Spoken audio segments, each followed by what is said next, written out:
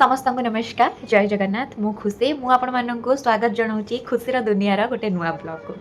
तो बहुत दिन पर गोटे लॉग भिडियो आणुची कारण बेले बेले मनीष जीवन में बहुत किसी परिवर्तन घटी थाए जितेबले कि सी भाग्य और विडंबना को देखी टिके रही जाए केतेबेले कौन कर तार से जिनस प्रति से मोटिवेशन मिलेनि कहीपर आपण कि से जिनस प्रति से समय उपयुक्त समय ही न थाए से जिनसा बांटी पार समस्त सागर। तो बहुत किसी घटी मो जीवन में जोटा को कि मत बहुत समय लगिला पुणी थे ये सब जिनस को बैक करने को आती समय भी अभाव होता जो थे कि मुझे डेली तो लॉन्ग वीडियो आनीपारिनी एवं आनीपारि जेहेतु पाठपढ़ा रोचे अलग कम रोचे तो सब बेले तो लॉन्ग वीडियो आनिबा पॉसिबल नुह किंतु चेष्टा करी जी आपण मानकर भल पाइबा मिली आसी चेष्टा करी निश्चिंत किसी ना कि लॉन्ग वीडियो प्रति 2 मास हो 3 मास हो आने को जदि टिके विलंब करदेवी ताले क्षमा करेंगे निश्चिंत भाव में आउ जमी पूर्वर भल पाइबा दौले आशा कर भल पाइबा कमी जाइए हुए तो मुझे निजे रेगुलाली एक्टिव रहूनी बोली किंतु पुणी आपण मैंने से भल पाइबा देवे बोली मैं आशा करुच्ची। तो जेहेतु मु प्रथमे गोटे कविता भिडियोर मोर लॉन्ग वीडियो बनई तो आज मो कहानी गोटे लॉन्ग वीडियोटे बनैबी। तो प्रथम थर पर मो कहानी कौन मैगजीन कौन ये बाहर की बही रे पब्लिश होती। तो यहाँ हूँ से बही जे मोर सब मन रहा कारण यहाँ हूँ प्रथम पुस्तक जो थे मोर कहानी प्रथमे प्रकाशित होती। तो यहाँ हूँ स्वर्णरुचा पब्लिकेशन तरफ आम सृजनी सहित कोलाबरेट होगी से दैत्य बोली गोटे बही ना समाजरू साउंटा किसी कहानी सोसाइटी उपर ही बहुत सारा गप अच्छी आधे मत मिसेकी 30 जन राइटर कर लेखा 30 जन राइटर कर गप कहानी ए प्रकाशित होती। किसी जन सृजनी अच्छा आउ किसी जन से पब्लिकेशन में जो मैंने लेखा दौले आम सृजनी लेखक लेखिका मैंने ही स्पेशली अच्छा एथिरे। तो आपको संपादना करिसेंती विश्वजीत दास आम सृजनी को फाउंडर। तो एमती ही किसी अच्छी बहीटारे। तो ये बहीटारे मोर भी गोटे गपटे प्रकाश पाई जोटा कि अच्छी मतांतर सेटा भी गोटे सोसाइटाल स्टोरी आप बुझीपार सोशल स्टोरी जेहेतु एटा थिला ना समाजरू साउंटा किसी कहानी। तो सबकि जो मैंने भी जो 30 जन भी एथिरे जेतेटा भी कहानी देइचंती सबकि अच्छी केवल आम सामाजिक कहानी को लेकिन आम समाज में जहाँ जहाँ घटुची से सब को लेकिन अच्छी। आपन को जब बुकटा दरकार ताहले आपण मते निश्चिंत कमेंट जरिए जनईदेवे जहाँद्वारा कि मुझे आपको बुक्र डिटेल्स देदेवी। तो एथिरे जो मतांतर बोली मोर एक पुस्तक मोर एक कहानी प्रकाश पाई तो से विषय में मुझे आज भावुची जे आपको से कहानीटा पढ़ी शुणेबी बोली। तो धीरे धीरे करके ए बही रे जेतिकी भी लेखक लेखिका गप अच्छी से सबको तो मुझे कहली सबू लेखक लेखिका निश्चित भाव में मो कहानी पढ़ी आपण मानक शुणेबी। तो प्रथमे आज कारण समस्त कहानी पढ़ी शुणेदेवाटा गोटे छोट कथा नुहे से लेखक लेखिका मान से अनुसार मु अनुमति आणिकी ही आपण मानक शुणेबी आपण लोकलोचन आनी लेखा गुड़िक एमती शुणेबाई। तो मु केवल मो कहानी को आज आपण मान आगे प्रकाश करी केमिति लगिला निश्चिंत कमेंट जरिए जनइबे। मनीषर मन आउ चैतन्य बा चिंता शक्ति मध्य सब बेले युद्ध चली थाए। मन तो सब बेले सांसारिक मोहमाया आड़ को बेसी टाणी दिए किंतु चिंतन सब बेले सठिक मार्ग देखाए।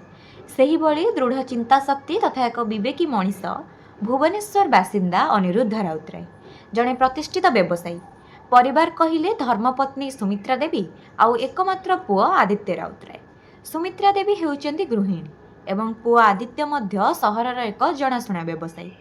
निजर बयस अनुसार से व्यवसाय तथा परिवार को नहीं अत्यंत भाव में दायित्वशील तथा जत्नवान। तीन प्राणी को नहीं परिवार सुख दुखरे चले किंतु सुषमा देवी एक गुण तथा अभ्यास स्वामी किंबा पुओ काहाकू मध्य पसंद नुहे। से अभ्यासटी है से सबु बेले अन्य लोकों मत शुणी निज कार्य करती। भल मंद निजर विवेक तथा निजर पसंद नापसंद एगुड़िक भूली कौन कले लोक भल कहे यही कथार तांकर बेसी चिंता थाए। बाह्य जिनिस तथा लोकों संस्पर्श में आसी निज परिवार चिंताधारा को बेखातिर करवाटा निज सुना संसार को चुना करने सह सामान। पुओ आदित्यर अनेक थर मतांतर हुए माँ केवल ये गोटे कारण पाई। से अनेक थर माँ को बुझाई कहे जे देख माँ ए समाज सब बेले परिवर्तनशील एठाकार लोक मैंने भल कले भी कहे आ भूल कले भी कहे सबु बेले जदि समाजर नीति नियम सह निजको आमे जोर दे बांधी रखिबा आ निज मन कथा चिंता करिबा नहीं तेबे केबे हेले आमे आगो को बढ़ी परिबा नहीं। प्रशंसा को आदर और निंदा को भय करुथिबा मनीष समाज रे पछरे रही जाए। କିନ୍ତୁ ସୁମିତ୍ରା ଦେବୀଙ୍କ କାନରେ ପୁଅର ଏ କଥାଗୁଡ଼ିକ କିଛି ବି ପଡ଼େ ନାହିଁ। ଏମିତି କିଛି ଦିନ ବିତିଲା। ପୁଅର ବିବାହ ପାଇଁ ଉପଯୁକ୍ତ ବୟସ ମଧ୍ୟ ହୋଇଥିଲା। ଆଦିତ୍ୟ ରୂପରେ ଗୁଣରେ କୋଉଥିରେ ମଧ୍ୟ କମ୍ ନଥିଲା। ସେଥିପାଇଁ ଅନିରୁଦ୍ଧ ବାବୁଙ୍କ ପାଖକୁ ପୁଅ ପାଇଁ ବିଭିନ୍ନ ସ୍ଥାନରୁ ପ୍ରସ୍ତାବ ଆସୁଥିଲା। ଅନିରୁଦ୍ଧ ବାବୁଙ୍କଠାରୁ ବେଶୀ ଆଗ୍ରହୀ ଥିଲେ ସୁମିତ୍ରା ଦେବୀ। ସୁମିତ୍ରା ଦେବୀଙ୍କୁ ଘରର ବୋହୂ ରୂପରେ ଝିଅଟିଏ ଦରକାର ଥିଲା ସତ, କିନ୍ତୁ ତାହା ମଧ୍ୟ ସେ ଅନ୍ୟ କଥାରେ ପ୍ରଭାବିତ ହୋଇ ଖୋଜୁଥିଲେ। ଅନିରୁଦ୍ଧ ବାବୁ ଥରେ ସୁମିତ୍ରା ଦେବୀଙ୍କୁ କହିଲେ ଯେ ଆମେ ମନ ଇଚ୍ଛା ଝିଅ ଖୋଜିବା କିମ୍ବା ଝିଅ ଖୋଜି ପୁଅ ପାଇଁ ଠିକ୍ କରିଦେବାଟା କେବେ ହେଲେ ଠିକ୍ ନୁହେଁ। ପୁଅ ବଡ଼ ହେଲାଣି, ଆଉ ଆମ ଭଳି ଯୁଗ ନାହିଁ ଯେ ବାପା ମାଆଙ୍କ କଥାରେ ପିଲାମାନେ ରାଜି ହୋଇ ବିବାହ କରିବେ। ତାକୁ ଥରେ ପଚାରିଦେଲେ କ'ଣ ଅସୁବିଧା? ସୁମିତ୍ରା ଦେବୀ କହିଲେ, ତମେ ସବୁବେଳେ ତାର ଏମିତି ମୁହଁ ବଢ଼ାଉଛ। ସାମ୍ନା ଘର ମାଉସୀ କହୁଥିଲେ ଯେ ତାଙ୍କ ସମ୍ପର୍କୀୟରେ ଜଣେ ସୁନ୍ଦର ଝିଅ ଅଛି, ରୂପରେ ଯେମିତି ଗୁଣରେ ସେମିତି, ପରିବାର ମଧ୍ୟ ଅତି ସମ୍ଭ୍ରାନ୍ତ ଶ୍ରେଣୀର। ଅନିରୁଦ୍ଧ ବାବୁ ଏହା ଶୁଣି ପୁଣି ସୁମିତ୍ରା ଦେବୀଙ୍କ ଉପରେ ମନେ ମନେ ବିରକ୍ତ ହେଲେ, ଆଉ କହିଲେ ଯେ ହଉ, ତମ ପୁଅ କେମିତି ତମ କଥାରେ ରାଜି ହେଉଛି ମୁଁ ବି ଅପେକ୍ଷାରେ। ଜାଣିଛ ସୁମିତ୍ରା, ମୁଁ ନା ଏ ଘରକୁ ଗୋଟେ ଝିଅ ଆଣିବାକୁ ଚାହୁଁଛି, କିନ୍ତୁ ତମେ ତ ଲୋକମାନଙ୍କୁ ଦେଖାଇବା ପାଇଁ ଗୋଟେ ଚାବିଦିଆ କଣ୍ଢେଇ ଖୋଜୁଛ। ଠିକ୍ ସେହି ସମୟରେ ଆଦିତ୍ୟ ଘରେ ପହଞ୍ଚିଲେ। ଆଦିତ୍ୟ ବାପା ମାଆଙ୍କୁ ଏମିତି ମୁହଁ ବୁଲାବୁଲି ବସିଥିବାର ଦେଖି ପଚାରିଲେ, କ'ଣ ହେଇଛି କି? ତମେ ଦୁଇ ଜଣ କଥା ହେଉଥିଲ, ମୁଁ ଆସିଲି ବୋଲି ବନ୍ଦ ହେଇଗଲ। ଅନିରୁଦ୍ଧ ବାବୁ ଆଉ ଡେରି ନ କରି ଆଦିତ୍ୟକୁ ପ୍ରଶ୍ନ କଲେ ଯେ ଦେଖ ବାବା, ତୁ ତ ଆଉ ଛୋଟ ପିଲା ହେଇକି ନାହୁଁ, ତତେ ଏତେ ସବୁ କଥା ବୁଝେଇବାକୁ ପଡ଼ିବ କି ତୋର ମଧ୍ୟ ଉପଯୁକ୍ତ ବୟସ ହେଇଗଲାଣି ବିବାହ ପାଇଁ। ମୁଁ ପଚାରୁଥିଲି କି ତତେ କ'ଣ କେହି ପସନ୍ଦ, ନା ଆମେ ଝିଅ ଦେଖା ଦେଖି ଆରମ୍ଭ କରିବୁ? ଆଦିତ୍ୟ ପ୍ରଥମେ ନିଜ ବାପା ମାଆଙ୍କୁ ଦେଖି ଇତସ୍ତତ ହେଲେ, ପରେ କହିଲେ ଯେ ବାପା ମା, ମୁଁ ବହୁ ଦିନରୁ ଭାବିଛି ତମ ଦୁଇଙ୍କୁ ଏ ବିଷୟରେ ସବୁ କହିଦେବି, କିନ୍ତୁ କେବେ ହେଲେ ଉପଯୁକ୍ତ ସମୟ ଭାବି କହିପାରିନି। ଏବେ କିନ୍ତୁ ଭାବୁଛି ଯେ ଏହାଠାରୁ ଉପଯୁକ୍ତ ସମୟ ଆଉ କିଛି ନୁହେଁ। ପୁଣି ଥରେ ନିଜ ବାପାଙ୍କ ପାଖକୁ ଯାଇ ଠିଆ ହୋଇ ଆଦିତ୍ୟ କହିବାକୁ ଲାଗିଲେ ଯେ ବାପା, ଶୈଳେନ୍ଦ୍ର ଅଙ୍କଲଙ୍କ ଝିଅ ସ୍ୱପ୍ନା ହେଉଛି ମୋ ଜୀବନରେ ଆସିଥିବା ଏକମାତ୍ର ଝିଅ। ଆମେ ଏକା ସାଙ୍ଗେ ପାଠ ପଢ଼ିଛୁ, ଦୁଇ ଜଣ ଭଲ ଭାବରେ ପରସ୍ପରକୁ ଚିହ୍ନିଛୁ, ଆଉ ମୋ ହିସାବରେ ମୁଁ ଜୀବନ ସାରା ତା ସହିତ ଖୁସିରେ ରହିପାରିବି। ଏହାକୁ ଶୁଣିଦେଇ ସାଙ୍ଗେ ସାଙ୍ଗେ ସୁମିତ୍ରା ଦେବୀ କହିଲେ, ତମେ ଦୁଇ ଜଣ ଏକା ବୟସର।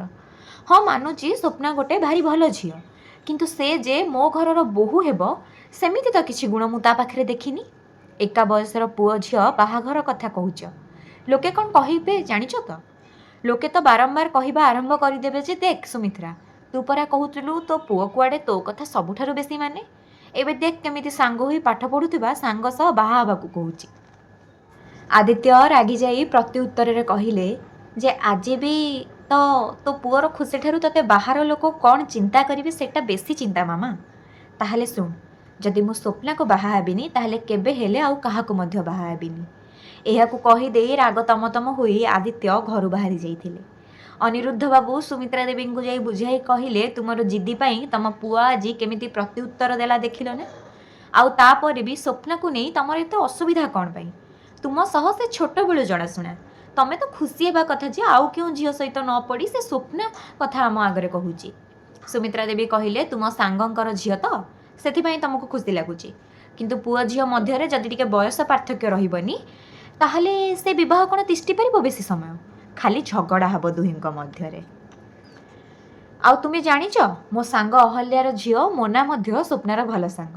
ଅହଲ୍ୟା ବି ମୋତେ ବହୁତ ଥର କହିଛି ଯେ ସ୍ୱପ୍ନା କାହାକୁ ଡରିବା ଝିଅ ନୁହେଁ, ଆଉ ତା ରଙ୍ଗ ମଧ୍ୟ ଏତେ ସଫା ନୁହେଁ ଯେମିତି ମୋନାର। ଅନିରୁଦ୍ଧ ବାବୁ କହିଲେ, କିନ୍ତୁ ତମକୁ ଆଉ ତମ ସାଙ୍ଗକୁ ମାନିବାକୁ ପଡ଼ିବ ଯେ ଆଦିତ୍ୟ ସ୍ୱପ୍ନାକୁ ପସନ୍ଦ କରେ, ନା କି ମୋନାକୁ। ଏହିସବୁ କଥା ଶୁଣି ସୁମିତ୍ରା ଦେବୀଙ୍କ ଭଉଣୀ ସୁଷମା ଦେବୀ ତାଙ୍କ ଘରକୁ ତା ପରଦିନ ଆସିଥିଲେ।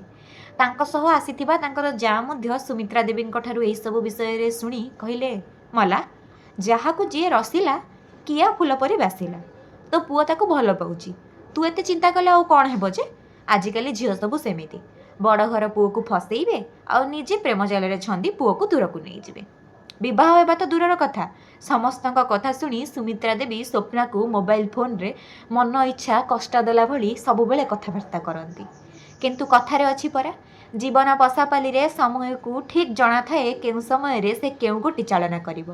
ସୁମିତ୍ରା ଦେବୀ ହଠାତ୍ ଦିନେ ରୋଷେଇ କରୁଥିବା ବେଳେ ମୁଣ୍ଡ ବୁଲାଇ ପଡ଼ିଗଲେ। ଦେହ ମଧ୍ୟ ଟିକେ ଅସୁସ୍ଥ ଲାଗୁଥିଲା।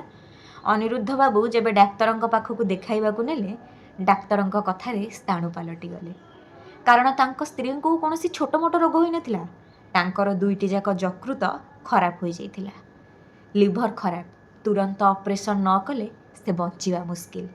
हॉस्पिटल रे एडमिट होला परे सुमित्रा देवी पाखକୁ थरे हेले मध्य से पड़िशा घर माउसी कि भौणी जा देखा करने को आसिले नहीं। अतीतरे पाइथिबा समस्त अपमान को भुलाई देई प्रथमे पहुँची सेठी आदित्य सह स्वप्ना। भारत भली देश में डोनर मिलवा हुए तो सहज होई थाई पारे, किंतु डाक्तरंक परीक्षा अनुजाई मिलिले तो भगवान को कृपारु डोनर भी मिलगला। गोटे यकृतरे सुमित्रा देवी सुस्थ होगाकू लगिले। डाक्तरखानार खटरे बसी सुमित्रा देवी अनिरुद्ध को पचारिले, मते जी नुआ जीवन देइछि तांको टिके मु देखा करंतिनी। आदित्य कहिले, माँ तमे बे आराम कर, मु देखा करई देबी परे।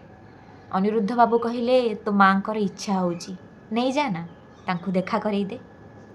हॉस्पिटल रो व्हील चेयर रे बसाई जेबे आदित्य नहीं गला ता माँ को गोटे अलगा प्रकोष्ठ को सुमित्रा देवी पाद तलू माटी खसीगला।